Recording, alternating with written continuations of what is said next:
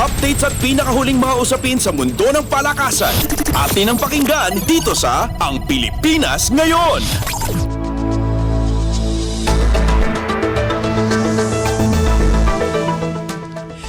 Itinanghal si San Miguel big man Junmar Fajardo bilang most valuable player ng PBA sa ikapitong pagkakataon ng kanyang makinang na career.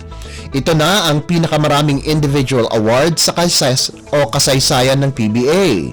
Iginawad sa kanya ang Leo Trophy na pinangalanan sa kauna-unahang commissioner ng liga na si Leo Prieto bago magbukas ang PBA Season 48 nitong linggo. Nakakuha ng 1,244 statistical points si Fajardo at 152 at 852 mula sa player at media votes ayon sa pagkakasunod para angkinin muli ang corona kung saan nahigitan niya si Scottie Thompson at Christian Standhardinger ng Ginebra. Bukod sa MVP award, ang miyembro ng Gilas Pilipinas ay napasama din sa First Mythical at All-Defensive Team. Pinangalanan naman si Justin Arana ng Converge bilang PBA Rookie of the Year habang Most Improved Player of the Year naman si Maverick Ahanmisi ng Ginebra Gin Kings. Bukod kay Fajardo, Thompson at Standhardinger, pasok din sa First Mythical Team sina Jamie Malonzo ng Ginebra at CJ Perez ng San Miguel. Kasama naman nina Fajardo at Standhardinger sa All-Defensive Team sina Gio Halalon ng Magnolia at Cliff Hodge at Chris Newsom ng Meralco. Updates at pinakahuling mga usapin sa mundo ng palakasan. Atin ang pakinggan dito sa Ang Pilipinas Ngayon.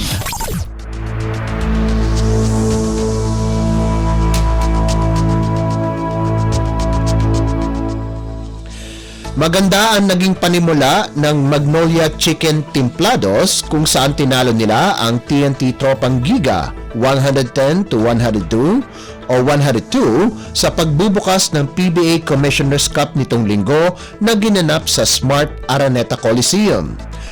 Agresibo ang panimula ng Templados bago nila pinagod ang Tropang Giga na pilit lumaban sa huling quarter para kunin ang kanilang unang panalo kung saan may import ngayong komperensya. Naka-31 puntos ang import ng Magnolia na si Tyler Bay bukod sa halimaw na 20 rebounds.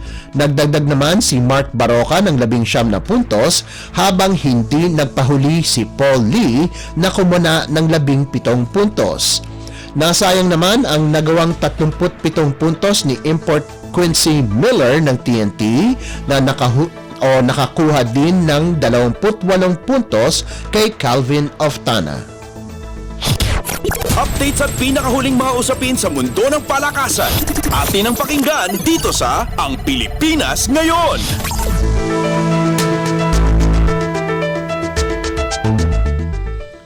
Pinataob ng De La Salle University ang University of the Philippines 88-79 sa UAAP Season 86 Men's Basketball Tournament sa harapan ng 13,469 fans sa Mall of Asia Arena sa Pasay City. Ang nangungunang kandidato para sa Most Valuable Player Award na si Kevin Kembao ang nanguna sa ika-4 na panalo ng Green Archers kung saan tumagpa ito ng 22 puntos at 12 rebounds kasama na ang 3 steals at 2 assists. Naging balanse ang atake ng Lasal kung saang 4 pang players ang nakagawa ng double digits. Ikalawa sa scoring department si Evan Neal kung saan nakapagtapos siya ng may 17 markers, 4 na rebounds, 6 na assists, 1 block at 1 steal.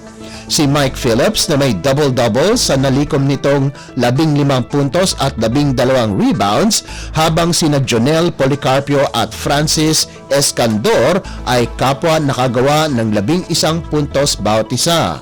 Samantala, pinangunahan naman ni CJ Cancino ang UP sa nagawa nitong 10 puntos kasama na ang 5 rebounds at 2 steals habang nagtapos sina Janjan Felicilda at Harold Alarcon ng 13 at 10 puntos ayon sa pagkakasunod. Hindi nakapaglaro si reigning MVP Malik Diaf ng Fighting Maroons, pati na rin si JD Kagulangan. Napaganda ng Green Archers ang kanilang record sa 7-3 para dumikit sa second place National University Bulldogs na may 8-2 marka. Ang UP naman ay tumabla sa Bulldogs na bumagsak sa 8-2 record. Updates at pinakahuling mga usapin sa mundo ng palakasan. Atin ang pakinggan dito sa Ang Pilipinas Ngayon.